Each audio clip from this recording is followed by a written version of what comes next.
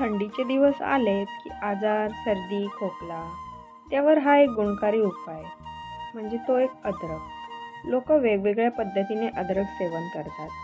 आपण काहीतरी वेगळ्या गोष्टी ॲड करून वेगळा असा च्यवनप्रकाश बनवूयात. मी इथे आलं साफ करून घेतलं आहे. तुळशीची पानं घेतली आहे. बारीक कट करून घेऊयात. मिक्सरच्या भांड्यात आलं टाका, तुळशीची पानं टाका आणि व्यवस्थित पिसून घ्या. नंतर गूळ बारीक करून तो त्या भांड्यात लावा. त्याच्यानेच व्यवस्थित पेस्ट होईल. आता पॅन गरम करून घेतलेला आहे. त्यात पेस्ट घाला.